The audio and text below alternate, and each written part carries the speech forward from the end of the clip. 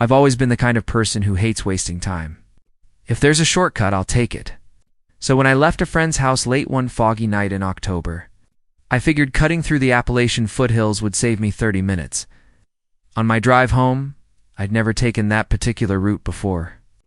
It wasn't on the main map apps anymore, but an older coworker once told me about it, how it used to be the quickest way before the new highway was built.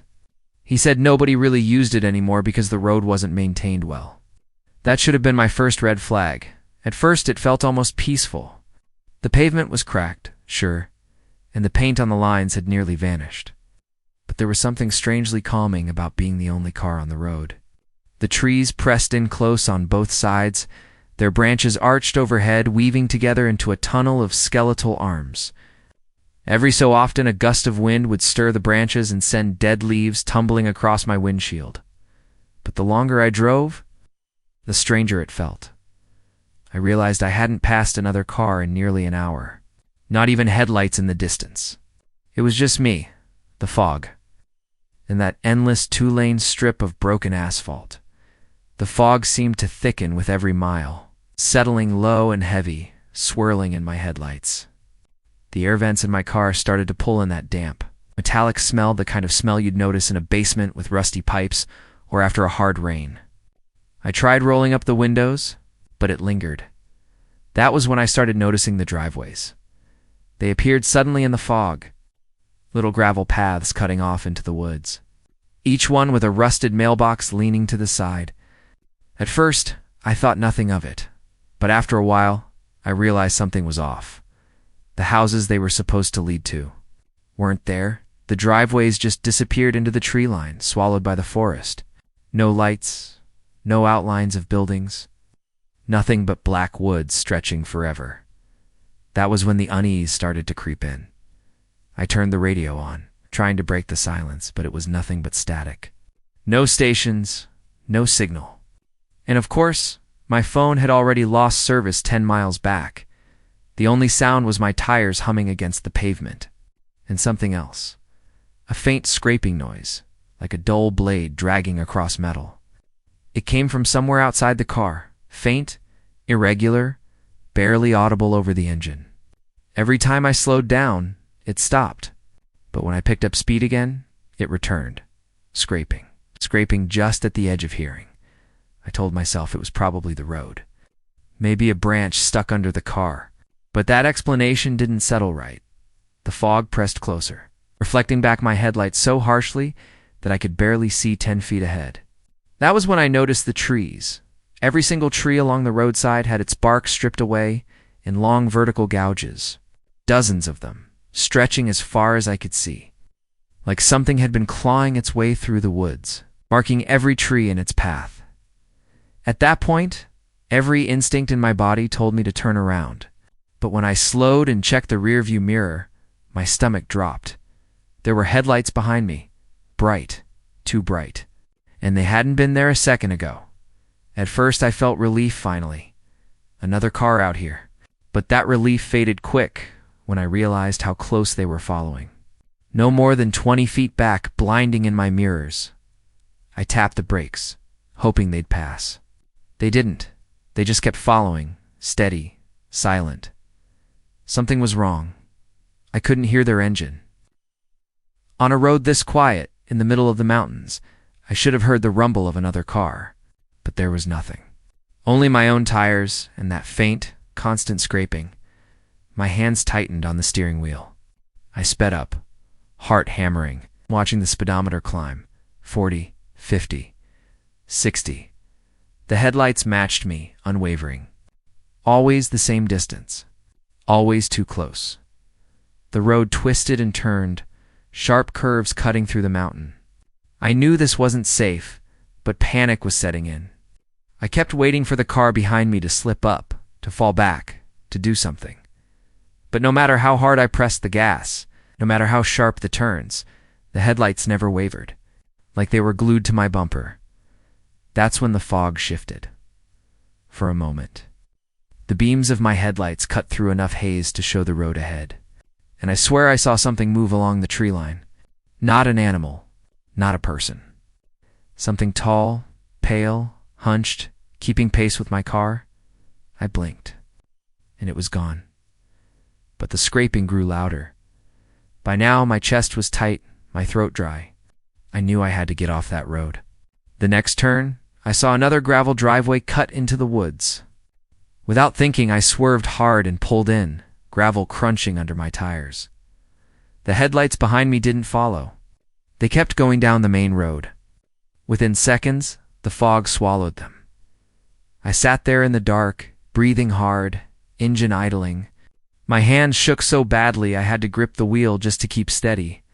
But then I noticed something that made my blood run cold. The driveway I had pulled into wasn't a driveway at all. It was a narrow dirt path, hemmed in by trees on both sides. And there, in the fog ahead, stood a row of stripped, barkless trees. The metallic smell was stronger than ever. The scraping was right outside my window, and in the faint reflection of my windshield, I realized I could see two white lights behind me. Not headlights, eyes. That's where I'll leave it. Because I don't remember what happened next. I was a sophomore in college the night it happened. It was the week before Thanksgiving break, and I had decided to make the 6-hour drive home in one stretch, leaving campus around 8 at night. I figured I'd save myself the trouble of heavy traffic in the morning by the time I was halfway home. It was close to midnight. I had been driving through the mountains for what felt like forever. Winding roads where the trees pressed right up against the asphalt. My eyes were burning from staring at the headlights, and I was desperate for a place to pull over. That's when I saw it. A flickering neon sign through the fog, cold drinks. Open late, it looked like an old general store. Wooden siding, dusty windows, a Coca-Cola sign hanging crooked over the entrance. The kind of place you'd expect to find in an old photograph, not still open for business. But I didn't question it. I was tired, thirsty, and needed to stretch my legs. The gravel crunched under my tires as I pulled into the lot. The first thing I noticed when I got out was the smell. It wasn't bad, exactly. Just stale. Like paper that had been left in an attic too long, mixed with the faint sourness of something that had gone bad years ago. The inside was dim, lit by one buzzing fluorescent tube. The wooden floor creaked with every step, the planks soft and warped. Shelves stood unevenly, lined with dusty boxes of crackers. Canned goods with faded labels, glass bottles of soda with designs I didn't recognize. Behind the counter sat an old man. He didn't greet me, didn't even nod, just stared. His skin looked thin, almost waxy under the light, and his eyes, they didn't move right. They were glassy, like marbles, tracking me too slowly whenever I shifted. I tried to break the silence. "Long night, huh?" I said, forcing a laugh. He didn't respond. Just sat there, hands folded, staring. The whole time I walked the aisles, I couldn't shake the feeling of being watched. Not just by him, by the whole place. Every creak of the floor seemed to echo too long. Bouncing back from corners that should have been empty, I grabbed a soda from the cooler. The bottle was sweating in my hand, cold and perfectly sealed. That small detail comforted me proof, I thought, that the place was still normal. When I brought it to the counter, the man rang it up on an old register. The kind with physical buttons and a drawer that snapped open with a clang. He slid the bottle back toward me, his hands trembling just slightly. Still, he didn't say a word.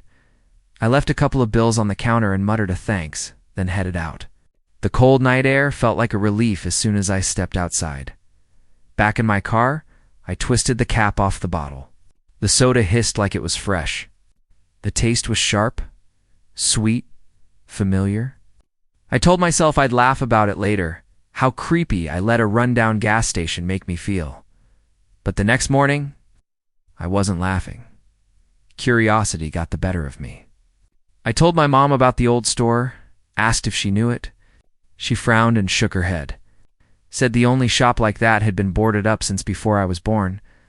I thought she was wrong. So the next day, I drove back. I retraced the exact route, turned at the same bend, slowed down at the same gravel lot, but the store wasn't there. The neon sign was gone.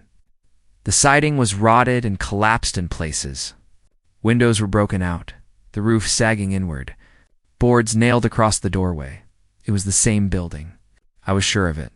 But it was dead abandoned for decades. I stood there, staring at the doorway I had walked through less than 24 hours before, when I told a group of locals at the diner about it. They exchanged strange looks. One of them finally said, "Son, nobody's worked that counter since the 80s. I felt my chest tighten. I hurried back to my car and grabbed the bottle I had bought. That's when my stomach dropped. The label wasn't right. The design was off something I'd only ever seen in old photographs. The paper was faded, the colors muted, the barcode missing.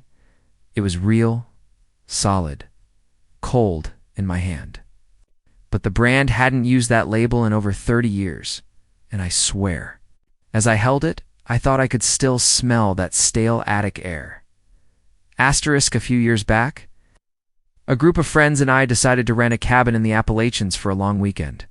We wanted a break from the noise of college life, just a couple of nights of hiking, campfires, and cheap beer in the woods. The place we found online looked perfect. A small log cabin tucked away at the end of a dirt road, surrounded by trees with a little porch that overlooked the forest. The listing claimed it used to be an old park ranger's cabin. It's now restored for rentals. That first night, everything seemed fine. We cooked hot dogs over the fire, told dumb stories, and stayed up late, laughing at how quiet everything was compared to the city. But when I woke up in the middle of the night, the quiet didn't feel comforting anymore. It was too quiet. The kind of silence that feels heavy, pressing against your ears.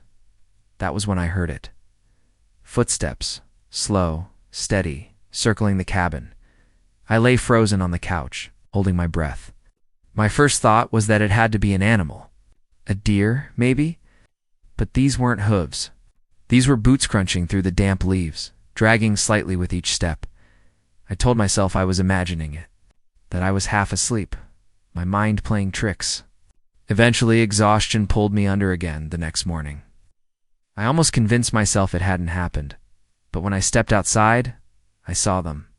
Boot prints in the mud, clear as day. They circled the cabin, round and round. But here's the thing. There were no prints leading into the woods. No prints leading away. Just a loop, as if someone had walked in circles all night, never leaving. I didn't say anything to the others. I didn't want to freak them out. That night, it happened again. The footsteps came back, starting just after midnight.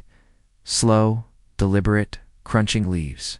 Then stopping, waiting, starting again. One of my friends, Tyler, heard it too. He grabbed a flashlight, stormed outside, and shouted into the trees. "Hey, who's out there?" No answer. Just silence. But when he shined the light into the trees, we both saw it. A figure. Standing deep in the woods, dressed in what looked like a faded park ranger's uniform. The beam of the flashlight caught the outline of the hat, the khaki shirt, the dark pants. The figure didn't move, didn't flinch, didn't say a word. We called out again. No response. Eventually, Tyler lowered the light, swore under his breath, and went back inside. When we looked again, the figure was gone. The next day, we searched the area. That's when we found it. Under the porch, wedged between the wooden beams, was a small, rusted badge. It was so corroded I could barely read it, but I made out 2 words. Park Ranger. We didn't tell the others. We didn't want to ruin the trip, but that night, the footsteps came back. Only this time, they didn't circle the cabin. They scraped along the walls. Asterisk. On the walls. Asterisk. Back when I was fresh out of high school, I got a job as a night janitor at the small-town high school I'd graduated from the year before. It wasn't glamorous, but it paid the bills. Plus, I liked the quiet. Or at least, I thought I did. Most nights were uneventful, sweeping the halls, mopping the cafeteria, emptying trash. The whole building would creak and groan as it settled.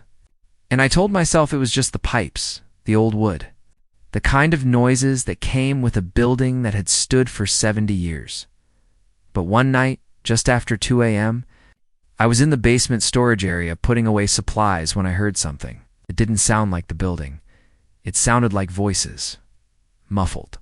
Distant, coming from somewhere deeper underground. At first I thought it was kids messing around. The school was locked, but teenagers have a way of sneaking in. I followed the sound down the narrow hallway past the boiler room, till I reached a wall lined with broken desks and stacked chairs. That's when I noticed it. Behind the furniture was a door. Old metal, with a rusted padlock. I had never seen it before. The voices were louder there. They weren't clear, not words I could make out, but a low murmur, rising and falling, almost like chanting. For days I tried to ignore it, but the sound kept coming back. Every shift around the same time, always from behind that door. One night, curiosity got the better of me. I brought a crowbar and forced the lock. The door creaked open to reveal a tunnel. Narrow. Carved earth walls, reinforced with rotting wooden beams. The air that rushed out was damp and sour, like soil that had been sealed away too long.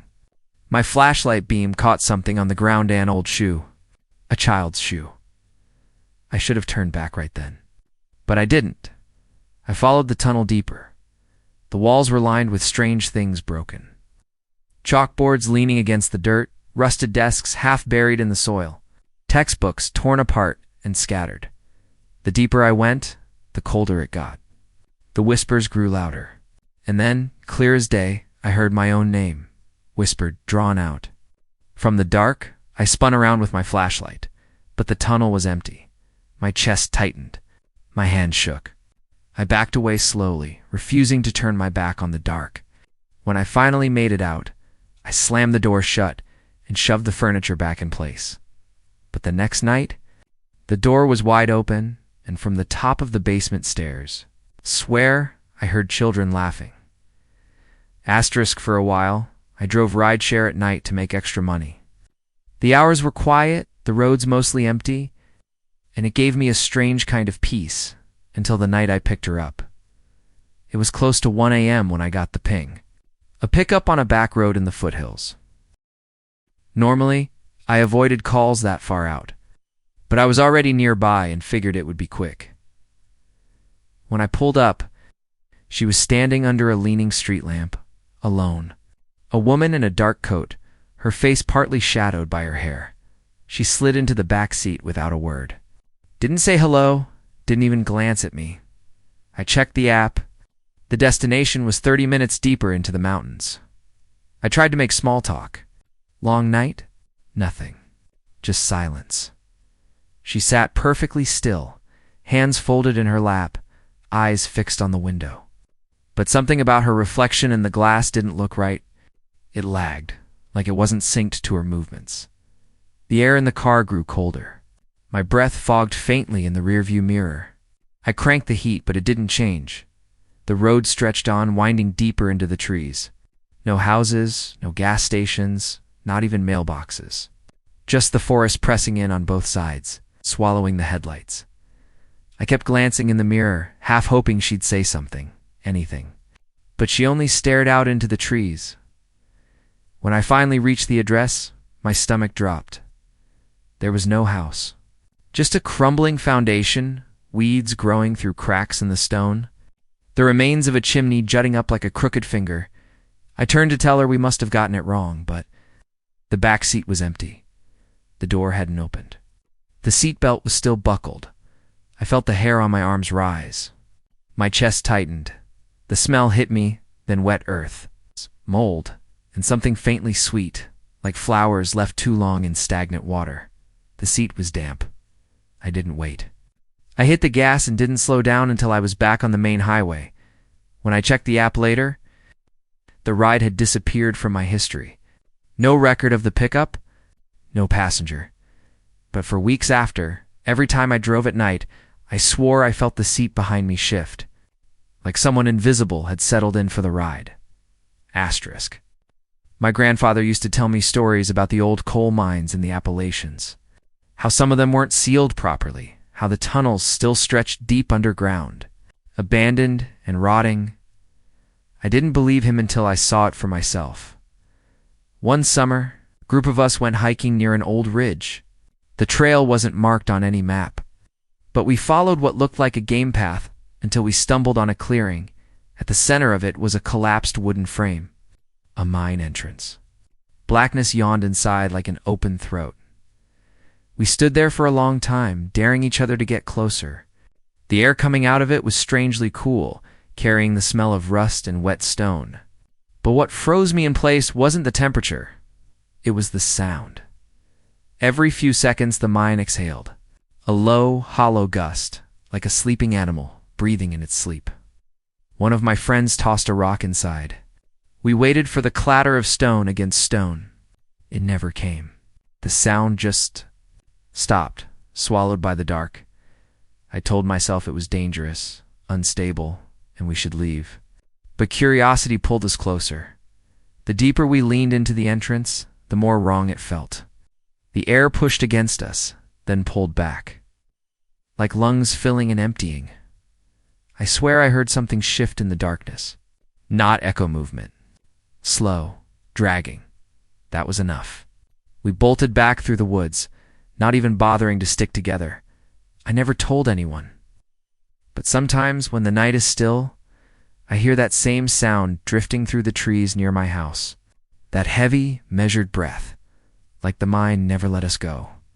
Asterisk, I've driven old Highway 12 my whole life. It cuts through the mountains, narrow and winding, a two-lane strip of cracked pavement lined by trees that seem to lean too.